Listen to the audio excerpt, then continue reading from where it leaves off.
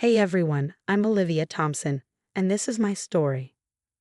Our suburban home used to be filled with the laughter of my 5-year-old daughter, Emily, and the love of my husband, Mark. At least, that's what I thought.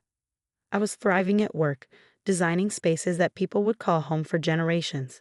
My best friend and colleague, Rachel, was always by my side, cheering me on. Liv, you're going to knock their socks off with this design, Rachel said as she reviewed my latest blueprints.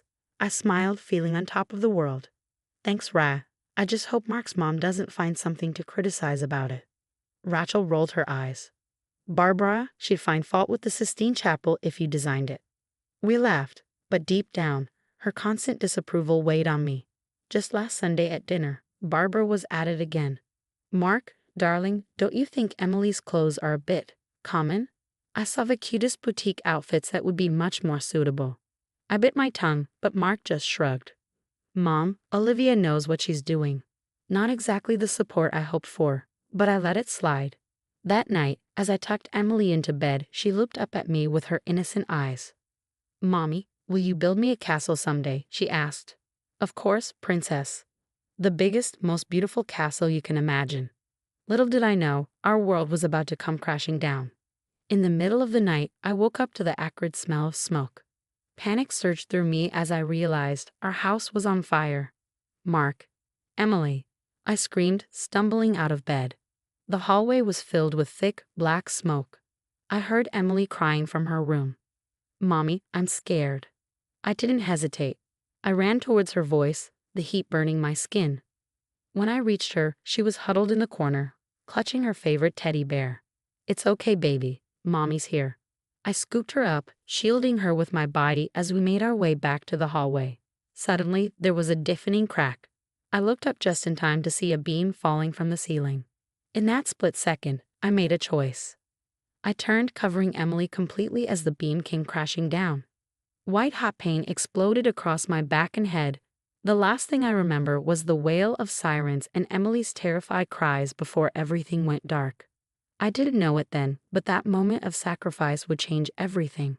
My life as I knew it was over, and a new, harder journey was just beginning. When I woke up, the first thing I noticed was the silence. Then came the pain, a dull throb across my face and eyes. I tried to open them, but there was nothing. Just darkness. Hello, is anyone there? My voice sounded weak, unfamiliar. Mrs. Thompson, you're awake, a warm but professional voice responded. I'm Dr. Alicia Reeves. How are you feeling? I can't see. Why can't I see? There was a pause, heavy with unspoken words. I'm so sorry, Mrs. Thompson. The fire caused severe damage to your eyes. We did everything we could, but you've lost your sight. The words hit me like a physical blow. Blind. How could I be blind? What about my work? My daughter? My life? Where's Mark? Where's Emily? I asked, panic rising in my throat. Your husband stepped out for a moment. Your daughter is with your friend, Rachel. Days blurred together after that. I could hear the pity in people's voices, feel their awkward attempts to comfort me. Mark barely visited, and when he did, he seemed distracted. Mark, I need you, I pleaded one day, reaching out for his hand. I'm here, Olivia, he said, but his voice was distant. I need to take care of some things at work. Mom's going to help with Emily. Barbara. Great. As if I needed her judgment on top of everything else. Rachel became my lifeline. She visited every day, bringing updates about Emily and helping me navigate this new, dark world. Liv, you're the strongest person I know, she said one day. You're going to get through this. I wasn't so sure. Simple tasks had become monumental challenges. How could I take care of Emily when I couldn't even find my way to the bathroom without help? One afternoon, I overheard 2 nurses gossiping outside my room. Did you see Dr. Reeves with that patient's husband again? They seem awfully close. Well, can you blame him? His wife's blind now. Dr. Reeves probably understands what he's going through better than anyone. I pushed the thought away. Mark wouldn't, would he? Barbara's visits were torture. Oh, Olivia, she'd sigh. How are you going to take care of Emily like this? Maybe it's best if Mark and I handle things for a while. I bit my tongue, anger and frustration building inside me. The one bright spot was Jake, a nurse who helped me with physical therapy. Come on, Olivia, He'd encourage, "One more step. You've got this." His kindness was a balm to my battered spirit. But as the weeks passed, the pit in my stomach grew. Mark's visits became even rarer, and when he did come, Emily seemed reluctant to interact with him. "Daddy, why don't you come home anymore?" I overheard her ask one day. His response was muffled, but I could hear the discomfort in his voice. Something was wrong, very wrong, and I was stuck in this darkness, unable to see what was happening to my family. But I was determined to find out, even if I had to fumble my way through this new reality to do it. Little did I know, the truth would be even more painful than the darkness I was living in. That's when Rachel stepped up, becoming my eyes in more ways than one. "Liv, I've been doing some digging," Rachel said one day, her voice tight with anger. "Mark's been using your joint credit card for things that don't add up." My heart sank. "What do you mean?" "Expensive jewelry, fancy restaurants, places he's never taken you." I felt sick. Maybe it's for work or maybe he's planning a surprise. Rachel sighed. "Honey, I don't think so. This has been going on for weeks." Before I could process this, Jake came in, his usually cheerful voice somber. "Olivia, there's something you need to know. I overheard Dr. Reeves and your husband talking. They're having an affair." The world seemed to tilt on its axis. I couldn't breathe, couldn't think, but beneath the pain, anger started to burn. When Mark finally showed up, I was ready. "Is it true?" I asked, my voice steadier than I felt. "Are you having an affair with Dr. Reeves?" There was a long pause. Then, to my shock, he laughed. Actually laughed. "Well, I guess the cat's out of the bag. Yes, Olivia, Alicia, and I are together." "How could you?" I choked out. "How could you do this to me? How could I not?" He snapped.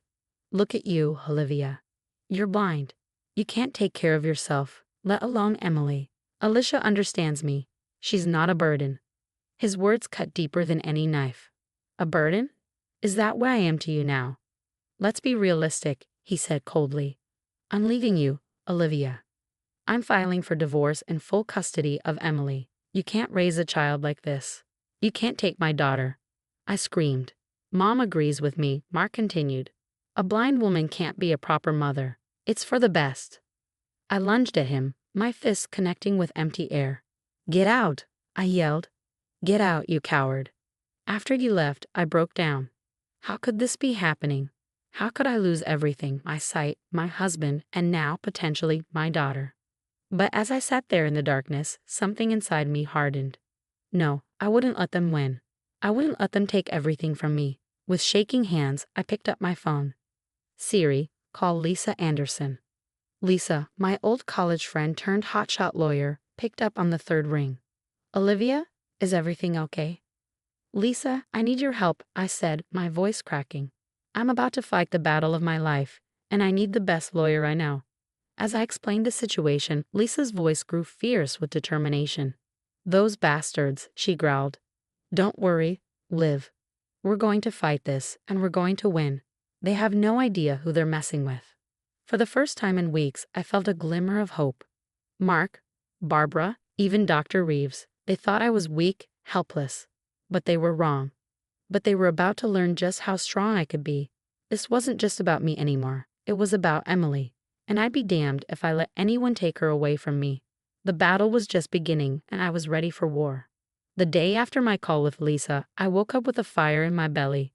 If they wanted a fight, I'd give them one they'd never forget. "Rachel, I need your help," I said. "We're going to revolutionize how I work."